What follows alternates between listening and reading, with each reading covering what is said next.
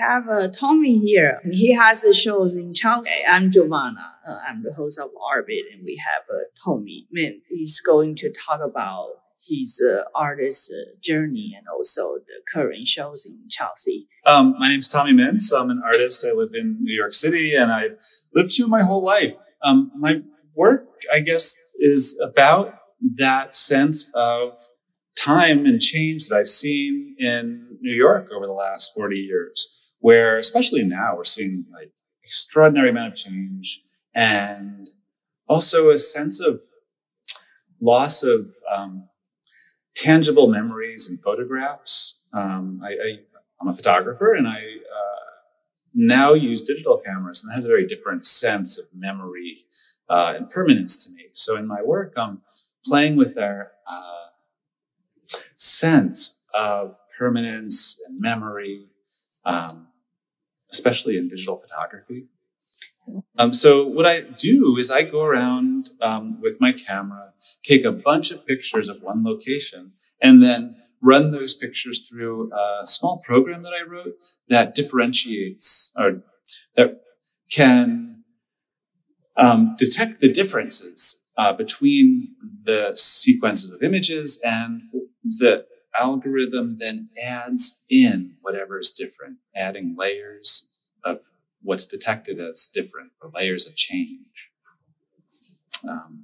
Conveying, I guess, maybe a passage of time within a single image, not stitched by human hand, but instead by this algorithm that creates compositions, decisions that I wouldn't personally if I was working with a stylus or cutting things out by hand. As I look at my pictures, I see things like an ear and leaves interacting in ways that I wouldn't have interact if I was cutting them out by hand. People's hair passing through trees and over other people. Shadows becoming solid forms, cutting out people. All of these things become, I think, an interesting language, a digital language of description that we recognize, but also recognize as different. It's familiar, but somehow conveying things in a way that I think reveals an interesting set of patterns that we wouldn't otherwise see. Talk about algorithm. How did you get involved with this algorithm? I remember you say something about Python. How did you learn about it, or do you know any engineer, or do you do it yourself? Yeah, I know engineers, but I did it myself. I asked all my engineer friends if they would program an art piece for me, and they all said they're too busy. So I tried that for years. So you tried to do it yourself. I started thinking about the project maybe in 2007, 2006. And it wasn't until 2012, 2013 that I was confident enough to buy a book on Python. I bought Python for Beginners by Mark Lutz. Great book. At 900 pages, you learn Python. And I used the Raspberry Pi computer, which has great community support. So the book, Raspberry Pi community together, I figured out what I wanted to do in Python. Yeah. Wow. So you learned it yourself? Yeah. I mean, wow. with the help of, online forums and a book, a great book. And I think the overall, now I'm standing in the gallery and I saw this is really amazing. The algorithm and also the history of Chelsea. I can see that this is like you can see these the people and the buildings, and we will talk about that Tommy grew up in this Chelsea, this neighborhood. I feel like this is so interesting. And also this is inside the building. By the way, this show is still on view. That if you are happening in New York, in Chelsea, please come. Please come. 119 9th Avenue through November 17th, 2021. Can you also tell us about what is your plan for next year? Because I like to ask all the artists. So I've been photographing a lot. there's a lot of locations. I have a really long list of places that I want to photograph. So I'm going around. I got a new camera that's very high resolution. So I've been photographing old locations anew because there's new things that are revealed actually with this high resolution camera and the detail that shows up. It's a whole new piece when I rephotograph an old location. Also, things are changing so much that I go back to old locations. So photographing a lot. I also have been working on other work. I've been drawing. I've also been working with groups of artists on collaborative projects. And geez, I guess this year, I'm hoping to, also approach my live generating, installation. I have a version of the automated digital photo collage. The automated digital photo collage can either be run after the fact on a set of images, or it can be run on a set of images as they're being captured live on a Raspberry Pi. And Raspberry Pi company just came out with a very high resolution camera for the Raspberry Pi. So I got one of Raspberry Pi camera. Raspberry Pi camera. So the Raspberry Pi computer has a ribbon cable that you can connect. I like that because we get tired with Apple, especially. Absolutely. Well, and also you can't leave your so we have a Raspberry. You can't leave your expensive Apple computer outside or at a gal. Just so like the Raspberry Pi is battery powered. You drag it around with you. It's not a big deal. You generate things on the street. It's very exciting to have that instant thing going on. And now this new camera, what I've been doing is generating pinhole with this. So I just make a pinhole instead of a lens on it, and it creates a very abstracted, blur soft form that it's very different than the amount of detail, maybe the opposite. Here I'm going for like very high resolution with my high resolution camera, but then also I have this old, like vintage style. Exactly. And like layering those with the digital has been real exciting. So I have that installed in the window right here, live generating during the show. So people who walk by are incorporated into this collage that's been generated the whole time the show's been installed. In the corner there. Yeah. So that's something I'm planning on working on more.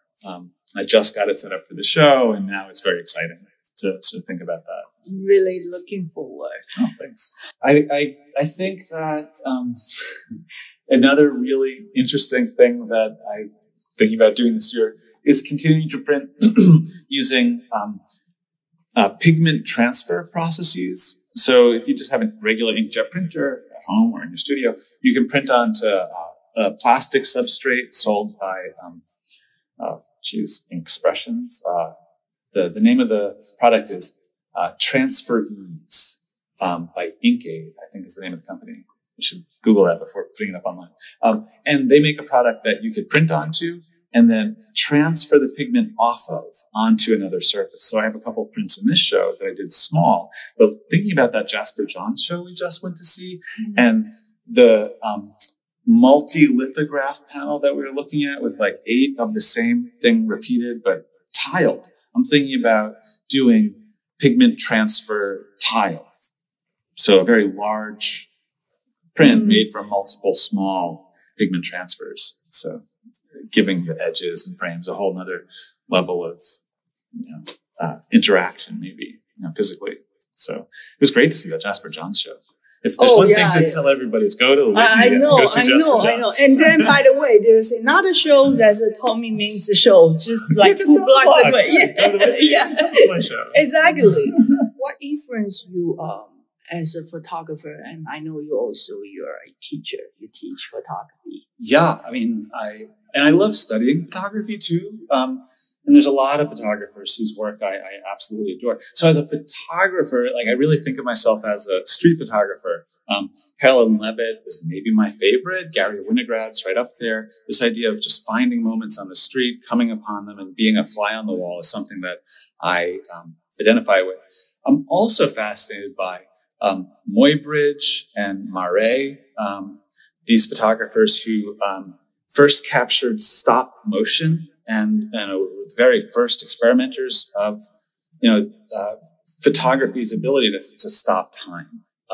And Marais in particular in France and want to say 1880s, had a camera that could take multiple pictures of a person or an animal moving, and the image would appear overlaid upon itself multiple times. Beautiful, very similar to what I'm doing, but with the chemical, physical, photographic process.